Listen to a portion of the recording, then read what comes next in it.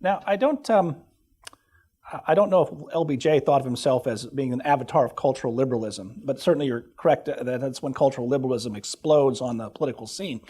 Does Obama bring something new or a new refinement to that three-part development of liberalism that you've marked out?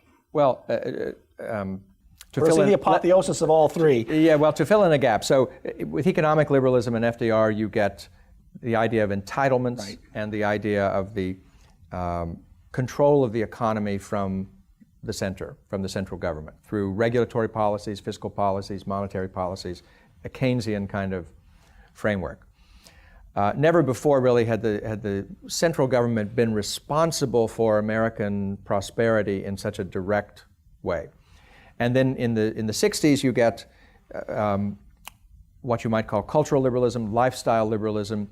You get the attempt to go beyond what Arthur Schlesinger Jr. had called the quantitative liberalism of FDR. That is just trying to raise poor people's standard of living to something that we could regard as decent through entitlements and other kinds of stimulus programs. That was quantitative liberalism. But the new, with it, avant-garde liberalism of the 60s was qualitative liberalism. This was about allowing Americans to live better lives, to improve the quality of their lives.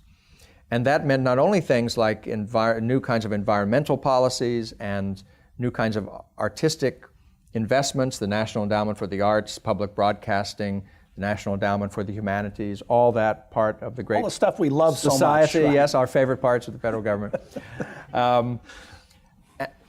Excuse me, but it didn't stop at those things. It also involved a kind of desire for government to satisfy the spiritual longings of every American. Because if your spiritual needs and your aesthetic needs and your intellectual needs and your soul's needs could not be satisfied, then government was proportionately unjust. It had not raised you to the level of a fully human being. And that sounds perhaps, I think, maybe the most peculiar of all of the sides of liberalism. But when you think that in 2008, when Barack Obama was first running for president, his wife, in her standard stump speech, talked about the real problem with America was what she called the hole in our souls. That Americans were just a mean people in many respects, but that hole could be fixed. It could be cured by the election of her husband, and when that was cured, his soulcraft, would complete and round out and elevate the American way of life, the whole American way of life. Well, now, neither Michelle Obama or her husband were the first prominent liberals to talk that way. I mean, the other candidate who might have been elected in 2008 was Hillary Clinton, who gave us the famous politics of meaning in the early 1990s, yes, which suggests that this is not, again, unique to Obama, but is now endemic to current liberalism, right? No, that's right. I mean, the politics of meaning is a very 1960s idea. It's a sort of existential idea, the premise of which is that you can't find, there's no meaning to be found out there in nature, in God, even in history. You've got to make your own meaning. You've got to find your own meaning in life. And the state is not here to tell you what the meaning of life is, but it is here to provide all the means and opportunities necessary for you to realize whatever you think the meaning of life is. My favorite example of this was James McGregor Burns, a very famous political scientist and historian, who wrote a book about bills of rights.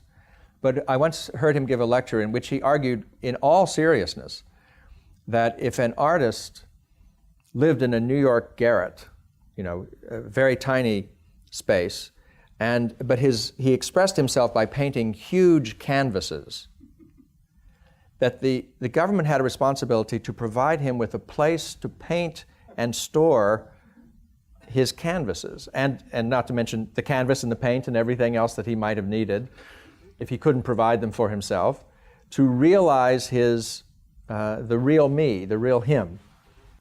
I'm almost speechless saying you're picking on us. But let us be properly self-critical. I mean, it's easy to swat one of those around. On the other hand, shouldn't we be honest and say that this kind of thinking has not been confined just to liberals? I mean, don't too many conservative political figures think A, in terms of leadership, but B, also in terms of qualitative liberalism? I mean, don't most Republican candidates, even my hero Ronald Reagan, talk about making your life better in a similar way? And isn't that a problem? Well, it's there's always been an extra constitutional dimension of politics in America. Politics has never simply been about protecting rights and individuals' rights to life, liberty, property, and so forth. That has always been at the core of the old politics.